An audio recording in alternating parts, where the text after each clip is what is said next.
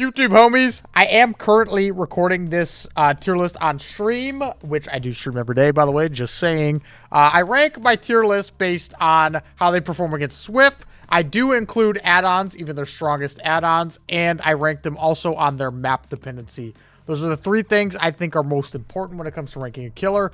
I don't really see the need to make a tier list based on how they perform against the average solo team, because let's be honest, the average solo team is kind of booty cheeks. So, we're going to get started. We're going to go from Trapper to Vecna, and I'll be leaving timestamps to each one of those down below.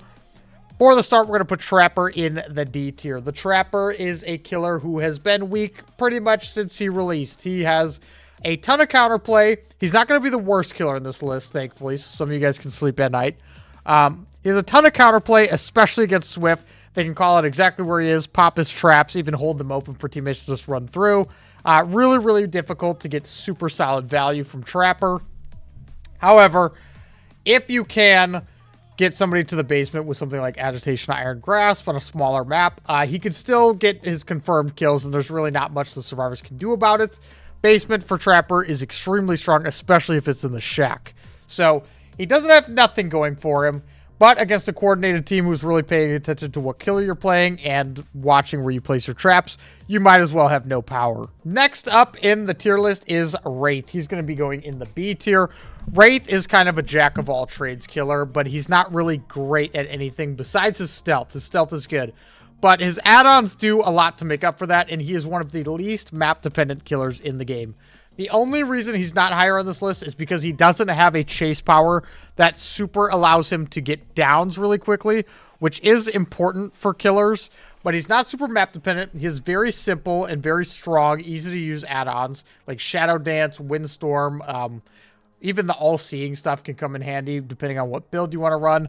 He's got just a ton of great options, and they're pretty self-explanatory. You know, you don't need to alter your gameplay really at all to get value out of them. And he just feels really solid no matter what map you get thrown into.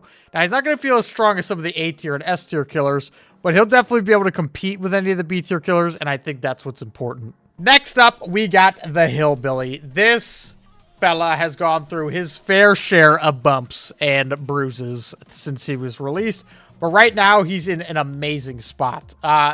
Just base kit Billy alone with the overdrive feels fantastic to play.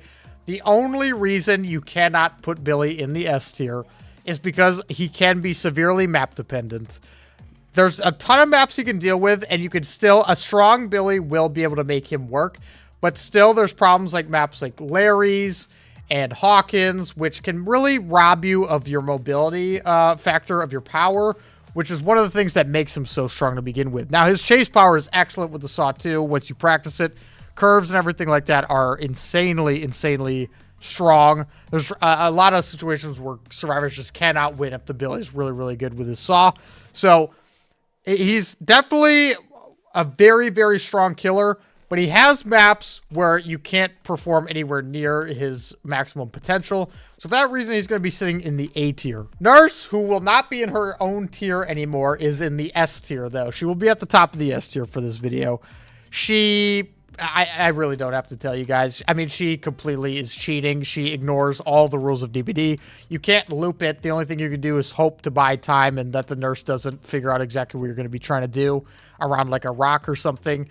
Ignores all walls, windows, pallets, doesn't care. She just does what she wants. Even has like a 3 blink add-on, extra lunge add-on for some reason. Don't know why you would make a killer this strong and also give her an add-on to lunge farther. I think you should at least require her to blink literally on top of someone's forehead to beginning the hit. But anyway, that's besides the point. She's extremely good. Doesn't matter if it's against Swift or what. You can't body block it. Maps don't matter. Tons of perks. You can even just run aura stuff and just be hitting people through walls. They have no idea where you even are, right? The killer's absolutely cheating and will probably be S tier unless they completely turn this killer into a completely different animal. Next up, we got Myers, who's only going into C tier because he has an add-on called the Purple Tombstone. Now, the Infinite, which is the Tuft of Hair add-on, is also extremely good. But even with that, I would still put him in the D tier because people are just going to stay injured against Mikey the whole rest of the game after you down him the first time. And then, you know, they're not spending time healing, and you're just an M1 killer, and they're going to blast through gens. So the one redeeming factor for Mikey that doesn't leave him at the complete bottom of the barrel is the Purple Tombstone add-on, which allows you to straight up kill a survivor once you have fully gone into tier 3. You can just grab the survivor and kill them. There's counterplay to that too. They can hop into lockers and stuff like that. But again, if you're using it at the right times and you catch survivors off guard, you can have somebody out of the game like that without even hooking them, which is a very strong ability. Other than that, the killer's completely cheeks. He vaults a little bit quicker in tier 2 and tier 3, has a little bit fatter lunge in tier 3, and that's about it. Which those things do synergize with some of the perks in the game, like bamboozle and stuff like that. But again, realistically, a really strong Swift is going to be making it really hard on you to get that stock up. So you're going to need to run a stock add-on on top of that. And by that point, you know, with your corrupt and everything, they could still just blast through 2 gens by your first tier 3 easily. So, you know, the killer is pretty much as simple as it gets. He's an M1 man with some really, really strong add-ons. And outside of that, they could definitely give this guy a fat rework. Hag is also getting slapped in the B tier. She's going to be above Wraith, which might be a little controversial to some people. I know some people out there definitely think Hag is a complete poop killer, and some of them will even fight right now that she's an A tier killer, which to me is absurd. But similar to Trapper, she does have a ton of counterplay. However, she can place her traps right on a hook, which means anytime somebody's getting an unhook, she can just teleport back to it. She has add-ons like the Mint Rag, which means she can teleport across the entire map, which is actually really, really strong. If you are afforded the ability to get your setup going at the start of the game on Hag without anybody seeing you placing your traps immediately, you can set up a deadly web around a 3-4 gen setup, even 5 gen setup that any survivor walking into is just asking to die. And if you can get them hooked in the middle of it, I mean, it's going to be a mess for the survivors to deal with. Obviously, though, like I said, with Trapper, against the Swift, who can realize who the killer is right away, there's a ton of counterplay. Hag doesn't even get alerted anymore when you pop her traps and get rid of them. So she could be in chase with a survivor, you know, focus on that, and then look down, and she has all 10 traps up because they've all been wiped away, and she would just have no idea, which I think is a really bad flaw in her kit. She does have some solid add-ons. She can play around basement even better than Trapper. The body block Hag can be kind of fun. I just don't get why you'd play Hag if that's the playstyle you're going for. And overall, I think she could get a little bit of love, but she's not as bad as killers come. Doctor's also going to be going in the B tier, and I'm going to be putting him above the Hag. He is very, very solid as far as chase goes. He has a ton of built-in info with the hallucinations and the shocks, and synergizes extremely well with a lot of the meta killer perks right now, like DMS, Pain Res, Grim Embrace, Merciless Storm even is fantastic on him. All the chase perks you can run on him, rapid stuff feels great. The only problem with this killer, again, is, you know, survivors can body block, but the add-ons he has access to and the recent buffs to his kit make this killer a very solid B tier, in my opinion. He can get those downs and just completely deny chase to survivors if you're playing him properly, and it can be hard to deal with. Some survivors really hate this guy. Now, even after the base kit changes, you can run his Eries and stuff and not feel like you're missing out on Electrode or Discipline. And overall, I've just been having a lot more fun playing Doctor than I ever have. So I would definitely put him right about here. Next up, we got Huntress, who also has gotten a little mini rework recently. She now gets a ton of hatchets base kit, but doesn't have the add-ons anymore. Her wind-up's slightly faster in step 2. Huntress was never a bad killer. Never a bad killer. She was always solid. So I'm not sure why they even buffed her to begin with, but all they did was help her out. She's definitely solid A tier. Obviously, you can't be going for a lot of those crazy snipes anymore. Maps are nowhere near as open as they used to be. They put a lot of objects everywhere scattered around a lot of these newer stuff. You see stuff like Toba Landing. Even the new Auto Haven maps just have junk everywhere. So, while she can be pretty good, like Blood Lodge used to be her best map, for example, in my opinion. Super open, Blood Lodge, Dead Dog, that kind of thing. But then they took Blood Lodge and just put giant boulders every 5 feet, right? So she's still got that, but in chase, this killer's an absolute monster. One of the best sluggers in the entire game. If survivors are anywhere near each other, she could just chew through hell states, right? No problem. The cooldown on her hatches is really short. She can keep moving after throwing, which feels very, very strong. The 2 taps you'll get on this killer are probably more than any other killer in the game. Just hit into hit, right? Just instant downs pretty much with 2 hits. Feels really good. Really, really enjoyable to play. And now with stuff like Weave Attunement in the game, if you're willing to go for those M1 hits and get those out of their hands with Franklin's or something, which I would never recommend. But there's just a lot of aura perks that can also get you some really crazy hits with her that are super satisfying.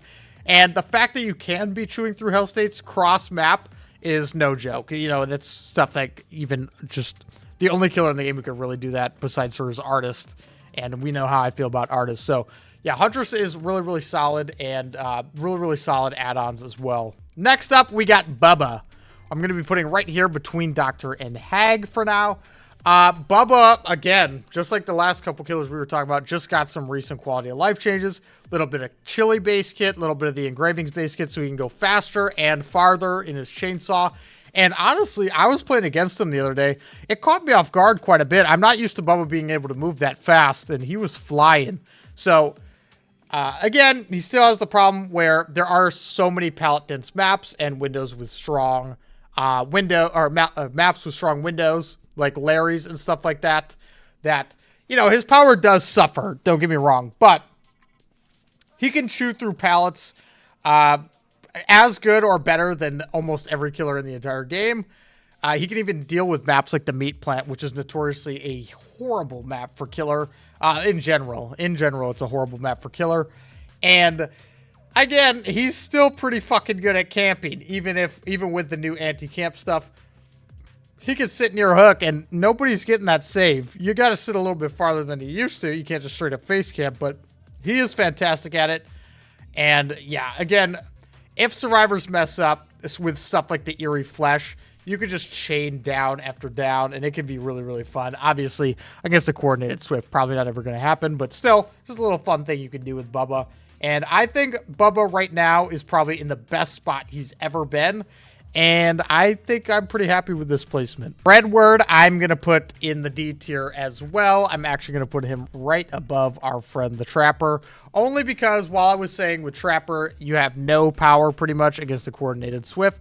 Freddy, even though his power is absolutely terrible, it does something even if you're against a Swift. You can still teleport to a gen point and click, which is free gen pressure when that's up. He still pretty much needs the red paintbrush to feel playable as a killer right now, which is horrible. But his snares, while being like weaker than clown bottles and stuff like that, do function similarly. And if you can place them right, you can get hits on some pallets that other killers just couldn't, like other M1 killers that I'm going to be talking about in the C and D tier here. So while he's not the worst, pretty much any killer in the game has something they could just do way better than him. I said Wraith is a, jack of all trades and master of none. Freddy's a jack of two trades, and he's trash at both of them. So the teleporting is the one saving grace, and without the old ruin pop meta that we used to have, Freddy suffered a lot, and I don't think, unless we see some changes to perks or significant changes to his kit, that he'll be moving from here anytime soon. So for now, this is where he's going to sit for me.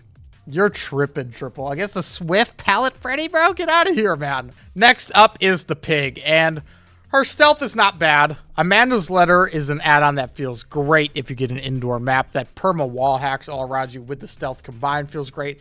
If you can be getting those downs fast enough. She does have a lot of slowdown, but again, a Swift, which is who I base these tier lists off of, will be able to pre-dump pallets, call out exactly where she is and where she's going, and slam out gens. There's not too much she can do about it. There's some fillers and stuff that she can actually play around now with her power, with certain add-ons, but it's not something like Chucky where you can use it in every loop. It's just not possible. Chucky's power is basically Pig's, just better in every single way, and for that reason, I think Pig needs a new identity than what she has right now. I don't hate the idea of the Pig or the reverse bear traps at all. I just wish they would make that more of a central part of her kit, and it seems like they're really starting to shift away from that. So the only reason she is this high in my tier list, by the way, is she has an add-on that allows survivors to start with traps on their heads, which means that's a ton of free pressure early on in the game, where you don't need to be bringing Corrupt to slow down a Swift and stop the gens from popping, because they're going to do that for you by going for the traps and stuff. That's the only reason I think she should be put this high with that add-on. And other than that, I would probably put her probably right above Freddy, if I'm honest. We got the Clown, who I'm also putting in B tier, right above Wraith here.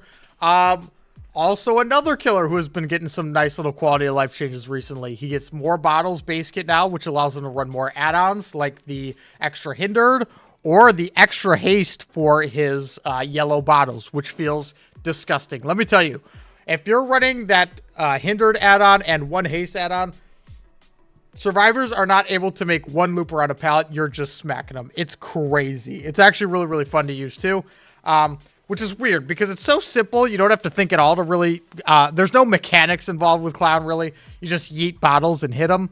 But something about it is just really funny. Watching a survivor who would normally be able to make 2 loops around a pallet just get bopped without being able to make 1 is, to me, kind of satisfying. So, and again, it doesn't matter if you're a Swift or solo. That's going to happen to you no matter what. Reason he's B tier is he has no map pressure. You could add perks to help with that, like Pain Res, Surge, Grim Embrace, stuff like that, to really help out with his lack of map pressure. And that's his saving grace here. Pretty much any chase perk you want in the game also pairs extremely well with Clown. Brutal, Enduring, Bamboozle, which I wouldn't use because you can force medium vaults with your pink bottles every single time, but you can still use it.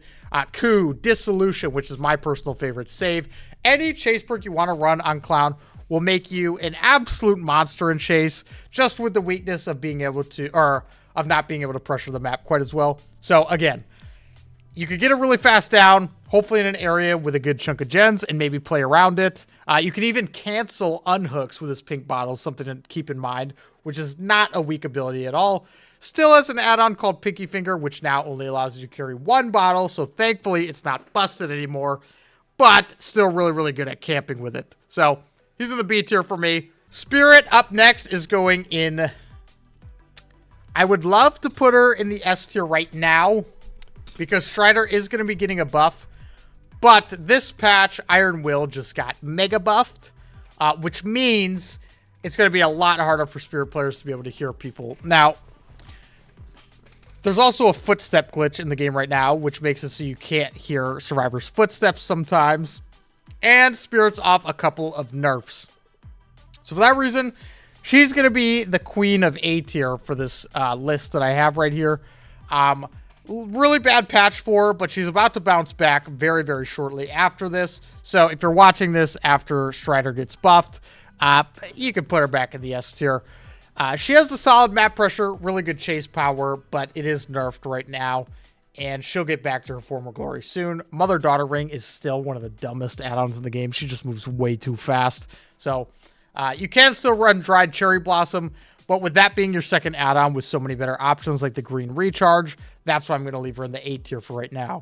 Legion might catch a couple of you guys off guard here. Bear with me, bear with me, bear with me.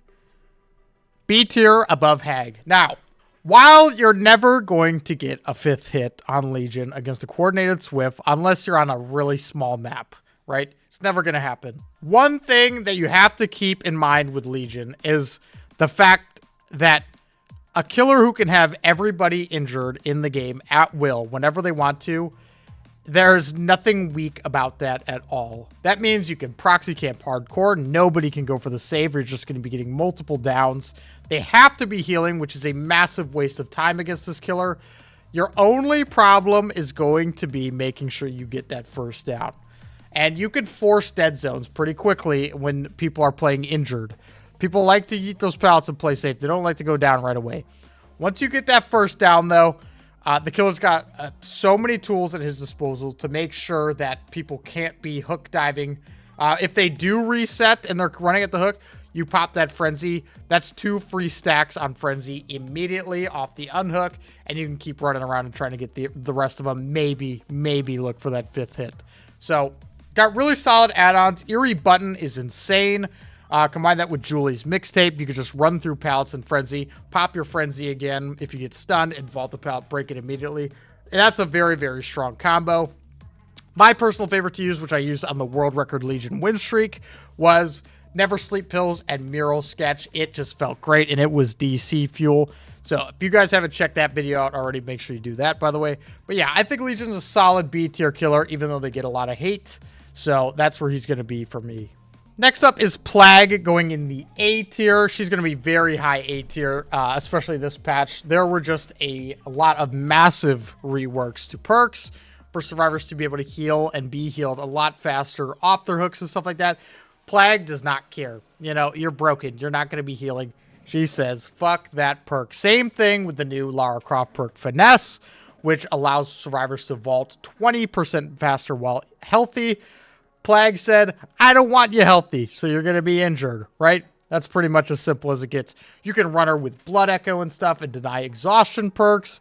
Her Corrupt Purge is one of the most disgusting powers in the entire game, being able to just mow down survivors. One of the best campers in the game as well, being able to hook trade any hook she ever wants to. Very, very solid killer. And she's not going to be dropping out of A tier anytime soon. Also, with the new Iron Will changes, with people being completely silent, when you're infected by Plague, you can't be completely silent. You're going to be coughing no matter what, so she doesn't have to worry about that either. Overall, just a really solid killer, especially in this meta right now, and she definitely deserves her spot up here. Another might be controversial take to some of you guys. Remember, the list is about Swift, map dependency, and add-ons. Ghostface has no power against the Swift. They're going to be following you around, calling out exactly where you are, breaking you out of stealth everywhere you go. He is probably the most map-dependent killer in the game to get any value from his power at all in that situation, being you can only get value out of it realistically on Larry's or Hawkins, or you're just fucked. And if you don't get those maps, you might as well go fuck yourself. He also has some pretty horrible add-ons. He has one called Driver's License, which if you fully stock somebody on a gen, it'll give you a mini pain res DMS. But you should never, ever be getting value out of this if the survivors are paying even slight attention to what you're doing. And if you're doing that, they're going to know you're there, and they're going to run away, and you're not going to get value out of your stock, so you're not going to get a down out of it. I mean, the killer realistically just needs a massive amount of love right now, because against the Swift, you do not have a power. You're just M1 man sitting there teabagging, which I guess for some of you guys, teabagging would put him up here. But for me, he is the worst killer in the game, and it's not close. Next up, we got Demogorgon, who has great mobility built into his kit with the portals. Also, great information built into his kit with the portals, and an extremely solid chase power. The killer's got it all. You don't need more than a yellow and a brown add-on to really thrive on this killer either. It's not like you're going to be having to sit there farming eerie add-ons to get max potential.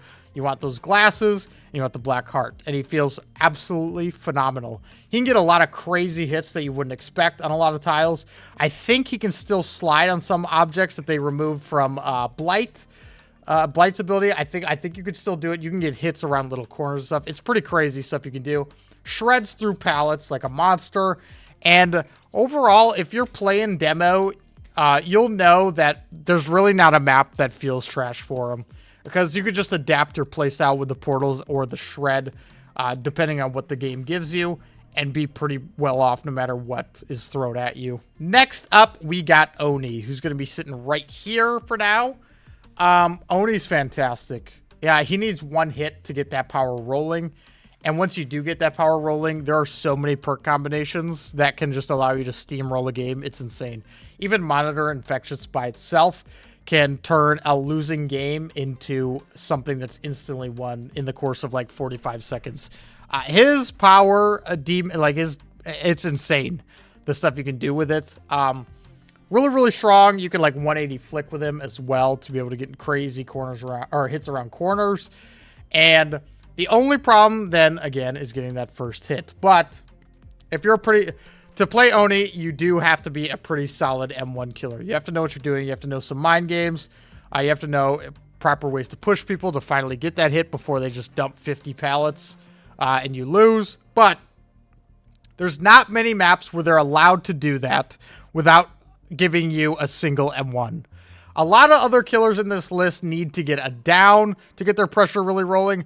Oni needs one hit, and that's not a weak ability. Then you could also have the Splintered Hull, giving you more and more blood orbs when people are injured. There's the Scalp Top Knot, which lets you activate Demon Dash much faster and feels insane. He has multiple movement speed add-ons that allow him to move faster in his power. And overall, he's got really solid stuff outside of his eerie add-ons, which are complete dog shit. Never use them. They are terrible. But this was the first killer I ever fell in love with. It was the killer who got me into playing DBD and is the reason I still play it to this day. He is amazing, and I seriously recommend anybody looking for a fun killer that maybe they haven't tried. Oni is the way to go. He's a blast. Next up, we got Deathslinger, who I am putting above Demogorgon. Now, you're going to be sitting here looking at me. He has no map pressure. What are you thinking? Above Demogorgon, right? This dude's chase power is fucking bonkers. If you watch a Deathslinger main play this killer, the little gaps you could fucking hit people through to be able to get your hits and downs are unreal. He has fantastic add-ons as well. The purple cigar allows you to, so if say somebody wants to pre-drop a pallet and they're kind of on the outside of the map, you shoot them, you break the chain on the opposite side, they're not going anywhere. You have all the time to reload in the world. You could play around it with another add-on with the chain to be able to make it so they break out of your chain slower. He has reload add-ons, which he doesn't really need anymore because they gave that to him base kit recently. The killer's chase is absolutely monstrous. And he is fantastic at denying hook saves. If they're going to be sending one person to unhook a teammate, right when they're about to be hitting that next stage, you could shoot them and just hold them there. They can't break out. You just shoot them and hold them there. They can't do anything. So that's a confirmed second stage. He has some of the easiest injures of any killer in the entire game. And when you have that and a chase power this monstrous, you are looking at a recipe for success. He feels great. The only weakness I found when playing this killer is when survivors are playing very stealthy. If you can't find survivors, obviously you can't down them, but throwing a little bit of info, that'll go a long way and help you out, like dominating games with Deathslinger. Next up, we got Pyramidhead, who's going to be going right up here in the B tier. Now, Pyramidhead is easily the best tunneler in the entire game. So why would I put him in B tier, you're probably wondering. He is the best tunneler in the entire game if they step in Torment, which a good Swift should be avoiding. He has some of the worst add-ons in the entire game. He has some maps that can make it really, really rough on him. And if people are avoiding Torment, you have an M2 that's pretty solid as a ranged ability. Nowhere near where it was where you could just cancel it and get an M1 for free with the zoning. But his zoning is extremely good still. You can deny a lot of loops with his power. And that is good. He's still a bit clunky. And it'll take a lot of getting used to play him properly and to his max potential. I would check out Blue Dream 47 if you guys want to see some good Pyramidhead gameplay. But again, if it was more reliable to get people tormented, I would be happy putting this guy much higher than I have him right now. But to me, this is where he's got to sit in my tier list. Next up, we got Blight still in the S tier. Again, he has gone through some changes recently where he can't hug tech, but Blight never needed that. Yes, it was more skill expressive, and yes, it was really enjoyable to use, but his map pressure is absolutely insane. Any perk you can think of is phenomenal on this killer. His chase power is still extremely good. He could shoot through pallets with his power as well. Overall, you can't really go wrong picking an add-on when you're running Blight. They're going to be good, whatever you're choosing to throw on, which is definitely a good selling point for him. And is just super enjoyable to play. This is an S-tier killer. I think if Behavior wants to make any more S-tier killers in the future, they should base their design around, honestly. I think Blight's phenomenal. Next up, we got Twins, who is going to be going right here in between Pyramidhead and Deathslinger. They recently got little quality of life changes when they were supposed to be getting a full rework. The quality of life changes do make them feel much better. However, again, a strong Swift can deny the most important chunk of this killer's power, which is still slugging. They'll be pairing up in twos. So if Victor downs one of the survivors, the other one's there to kick Victor and start picking up their teammate immediately. There's also the counterplay with still popping into lockers. If Victor's chasing you, run it W keying away from Charlotte. And breaking out of the locker before Charlotte can get to you. Now, if they didn't still have the ability to hold Victor hostage for 30 seconds, I would be comfortable putting Twins even higher. But they feel a whole lot better to play now than they ever did in the past to me. A whole lot less buggy. And they're honestly a lot more solid than they've ever been in recent years. So I think right here is where I'm going to keep the twins. Next up, we got Trickster, who I'm going to be putting in the C tier. There's pretty much a handful of add-ons you'll see Tricksters running to get any real success with his power. It just feels awkward. Now, he is 115 now, which helps him in some loops. But a lot of the high loops, you know, you're wasting your time using knives, which means you're at M1. And a lot of the low loops, you know, you can dominate. So survivors are going to avoid that. People could also take hits and stuff like that, which is a little bit hard to do against main event, don't get me wrong. But again, when you're pretty much locked into 2 of 3 add-ons on this killer to get real value, you got to drop him low. He's super map dependent. Indoor maps feel like shit unless you got lucky and for some reason threw on bouncy knives, which I don't know who would be running that if you're actually trying to win with this killer. Overall, he's a lot better now, a lot better feeling now to play and play against, but he's just got too many bad maps, and he's got to be in C tier for me. Next up in the C tier, we have Nemi. In a time right now where survivors have access to so many health states, all the exhaustion perks allowing them to get free distance for nothing, and the fact that Nemi already has to hit survivors for 3 health states with his power, he's suffering. If they could just give him even slight tweaks, I don't know, make him move a little bit faster when holding the power, make the power reach even farther, just anything at all to this killer to just help him out a little bit. He doesn't need much, even if it was just Marvin's Blood base kit. But in the current meta, with how fast people can be healing, you're almost required to really tunnel to be getting super good value out of him at all. And to me, that feels shitty. So he's going to be in C tier. I do love playing Nemi. I play him on my stream all the time. I just think he's doo-doo. I think the only reason I'm realistically winning a lot of these games is because the people I'm playing against are not playing very well. That's it. Next up is Pinhead, who is going to be at the top of the B tier for me. The box minigame is extremely strong.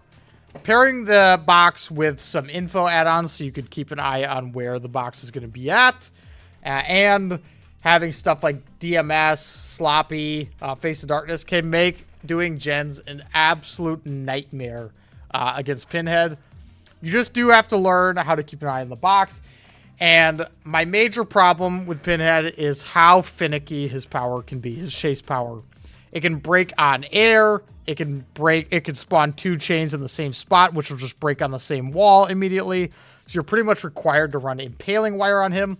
But Engineer's Fang is one of the most disgusting add-ons in DBD. It's a free injure for existing and spawning your chain on somebody. They can't avoid it. You just spawn it on them and they're injured. So that add-on is absolutely disgusting. He obviously he pressures the entire team. So against the Swift, he's going to be doing just fine as long as he's focused on the box. The one thing you want to keep in mind playing against Swift with this killer, people are going to take hits so that you can't get the box sooner than you normally would. But really, really solid killer. Really, really enjoyable to play when his power is functioning well. And I think I'm comfortable with him right there. Next up, we got Artist. This is going to catch some of you guys off guard. Right now, I'm going to put her right under Plague. And here's why. Now, she's still the same Artist that we've all known and loved. But the problem is all the base kit buffs to Survivor recently. The really hardcore base kit anti-camp. DMS was nerfed a little while ago from 45 to 30 seconds. That was actually a while ago now. Grim Embrace nerf. Pain Res nerf, right? And we're kind of in a spot where, because Survivor's gotten so much love recently and there's not so much on the killer end happening right now, that she is suffering more and more. Now, she's still fantastic. An absolutely amazing killer. And I absolutely love the Artist.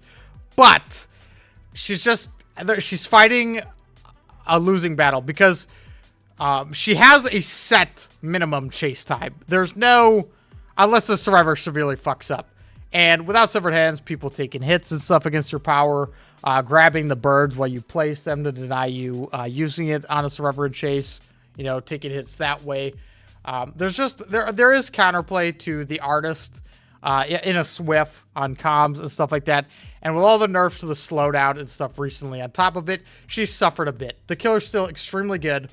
And if they start changing stuff around a little bit in the meta, she'll probably get bumped up again. But right now, I got her right here, kind of in the middle of A tier. Next up, we got Onryo, who's going to be going right here above the Hag. Her mobility is absolutely amazing. She can spread pressure on survivors really easily through the Condemned. There's obviously plenty of ways to avoid that with grabbing the tapes and putting them in, but that's still a lot of slowdown for the Onryo. She can completely deny survivors body blocking by demanifesting, which is really, really solid. The only problem is her chase power just isn't good enough to put her any higher. She does have a lot of pressure, but against the Swift, they're going to be dealing with the tapes and they're going to get the gens done. And even if she's committing to a survivor, they're not going to try to body block because there's no point. So you're not bringing two people off gens, right? So the killer's in a pretty solid spot right now. I think this is like her 18th rework. So congratulations to Sadako for her 18th rework. I personally, if I'm going to play a stealth killer, I'm going to gravitate towards Wraith every time, just because I like the simplicity of the add-ons and how people can't just pre-drop pallets in front of me over and over. Also something to note in her power, when you're demanifested, you can't get stunned, which is a little nice thing. I guess you can consider that a chase power, but outside of that, she's got nothing.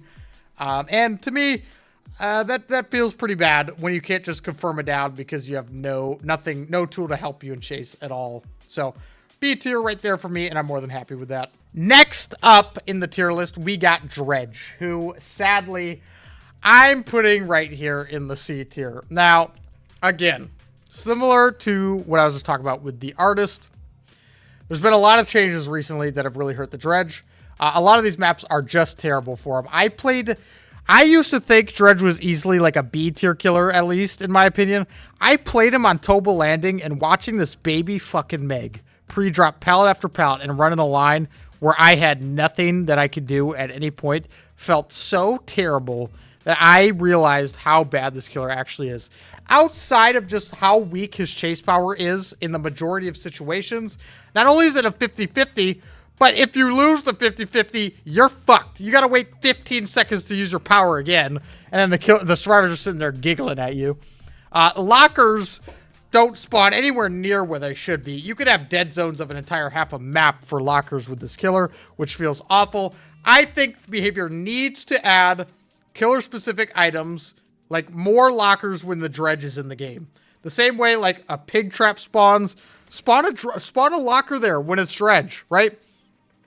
I don't know. I don't feel like that's a big ask. You know, like Freddy's alarm clocks, wherever they spawn, throw a locker when Dredge is in the game. Just replace it with a locker so you can teleport to that.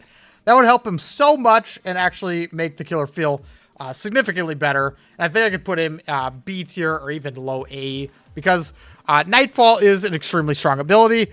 Again, major problem with this killer is it feels like Hattie's Calendar and the Malfigure Skull are almost mandatory to be able to play the killer at all. And even then, it's not good enough. It takes way too long to break out of a locker through the locks and stuff.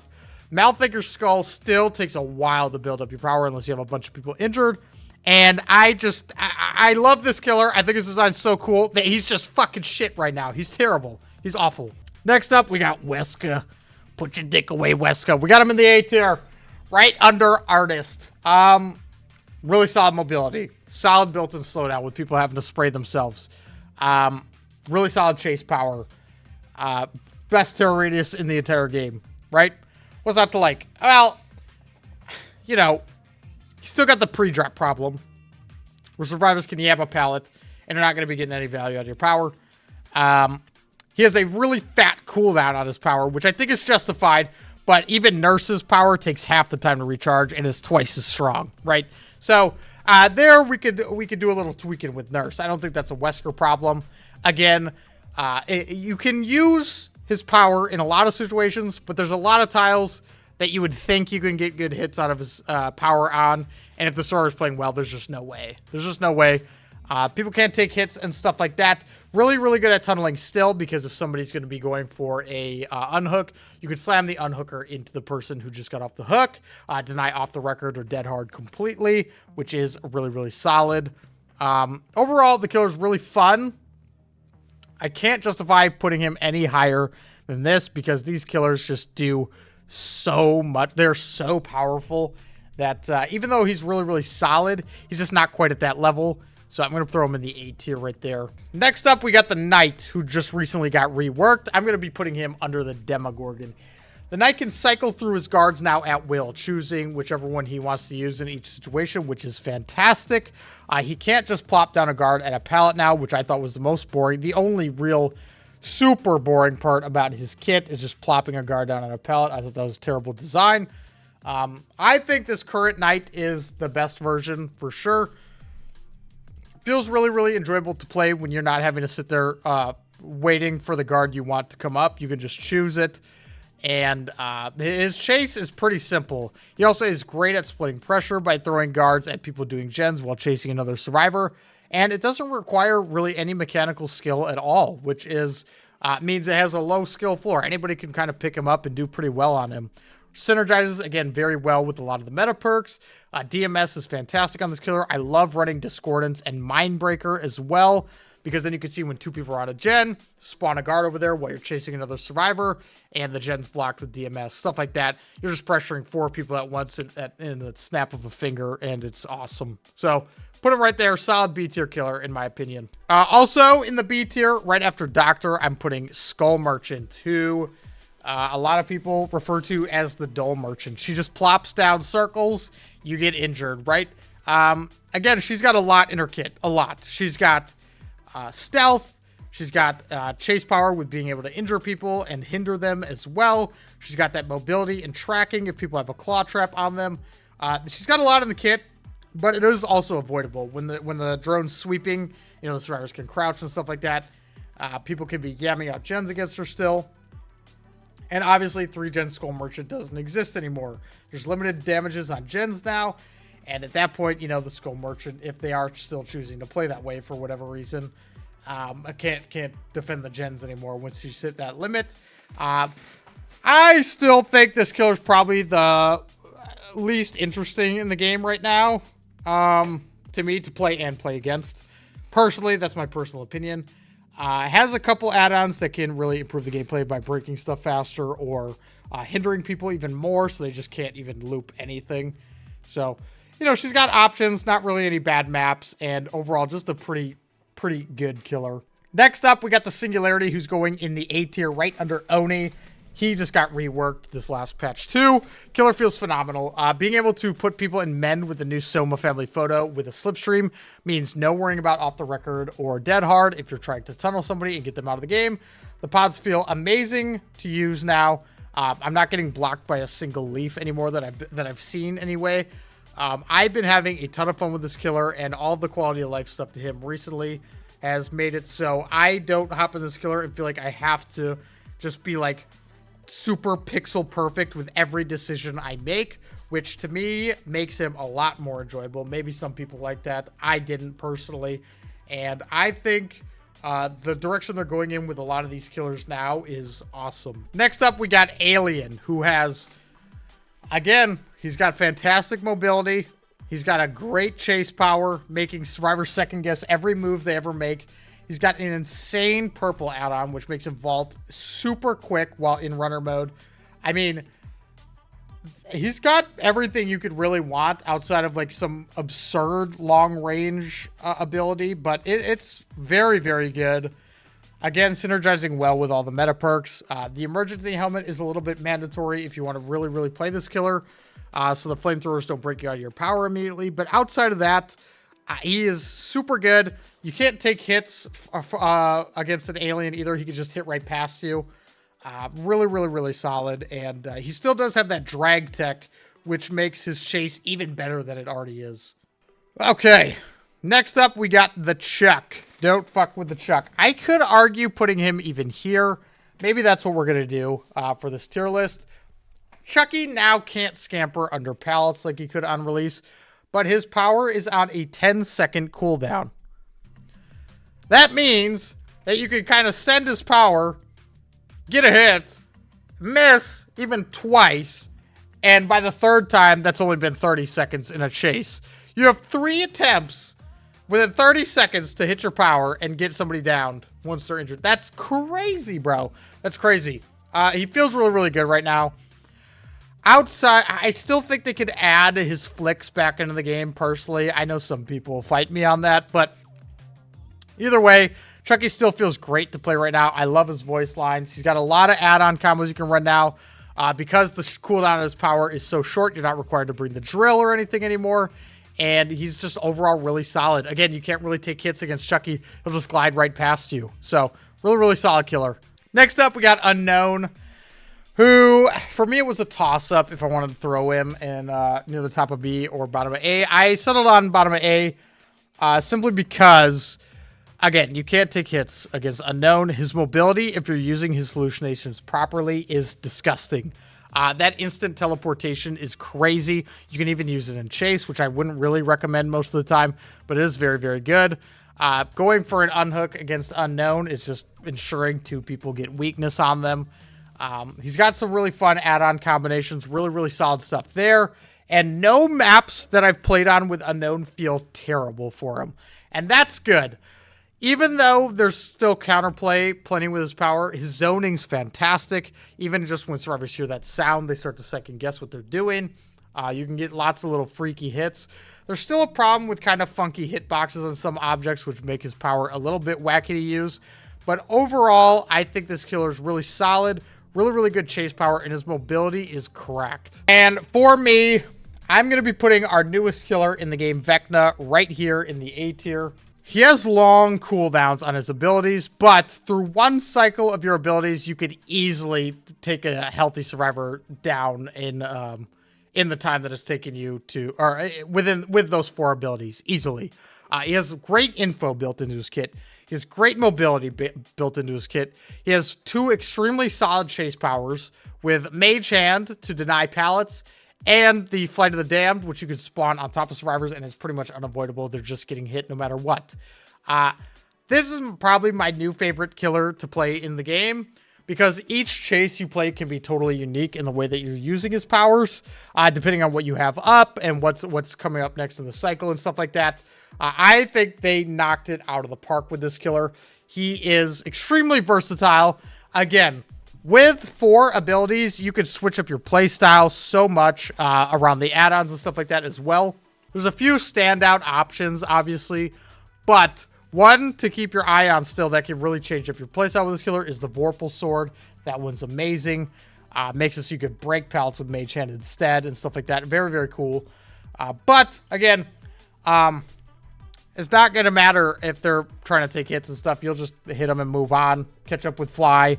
Maybe hit them both with Flight of the Damned. People are diving a hook. You can use Flight of the Damned to get multiple hits as well. Dispelling Sphere is actually pretty useful, especially if you use the Exhausted add-on with it. I mean, the list goes on. This killer is very, very solid. There's really no weak point for him. He doesn't really have a significant weakness that I could point out. And for that reason, I think he's got to belong in the A tier for me.